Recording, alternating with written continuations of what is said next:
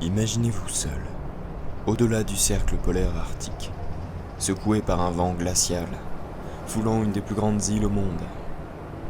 Peut-être pensez-vous être au Groenland ? Moi je veux vous parler de l'île de Baffin. Aussi nommée Terre de Baffin, cette île classée 6e mondiale par sa superficie appartient à l'archipel arctique canadien. Elle se situe entre le 60e et le 75e parallèle, juste au nord du Québec et à l'ouest du Groenland. Si vous regardez un planisphère avec une projection classique qui étire, vous verrez certainement Baffin avec des dimensions considérables. Cependant, gardez à l'esprit que l'île n'est pas plus grande que Madagascar. Celle-ci appartient au Nunavut, territoire fédéral canadien principalement occupé par les Inuits, ces autochtones aux prouesses vocales bien singulières.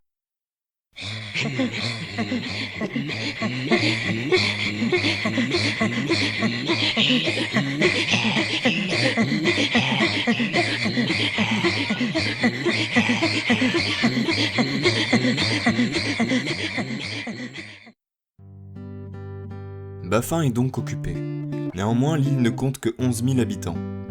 Il est intéressant de savoir que sur Terre, 4 millions d'individus vivent au-delà du 60e parallèle nord, mais que très peu de personnes vivent dans le nord canadien. Cela est dû à des territoires plus hostiles et moins attractifs.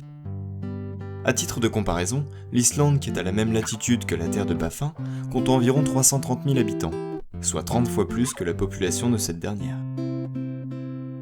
Ainsi, peu de monde vit dans cette zone. Mais qu'en est-il de la faune ? Je vous propose d'écouter attentivement ce qui va suivre.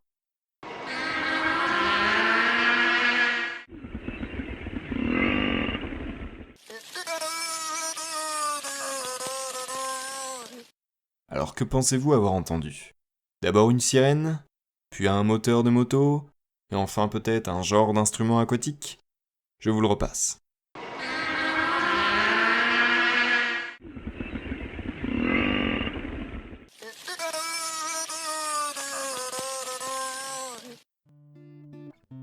En réalité, vous venez d'entendre 3 chants provenant du même animal, le beluga. Parfois appelé baleine blanche, le cétacé très sociable fait partie des nombreuses espèces aquatiques vivant dans les eaux nord-canadiennes. On y trouve d'autres animaux étonnants, comme le narwal, célèbre licorne des mers, ou encore la baleine boréale pouvant mesurer jusqu'à 18 mètres. Sur Terre, et notamment le littoral, nous allons trouver par exemple des morses, mais aussi et surtout des millions d'oiseaux, capables de supporter les températures extrêmes de Baffin, pouvant dépasser les moins 30 degrés. Des espaces démesurés, des montagnes vertigineuses, une terre froide et éclatante. Sachez qu'il est possible de partir en expédition là-bas. Cependant, prenez la peine de vous couvrir, et pas juste contre le froid, mais aussi les moustiques. Encore et toujours les moustiques. En terre inconnue.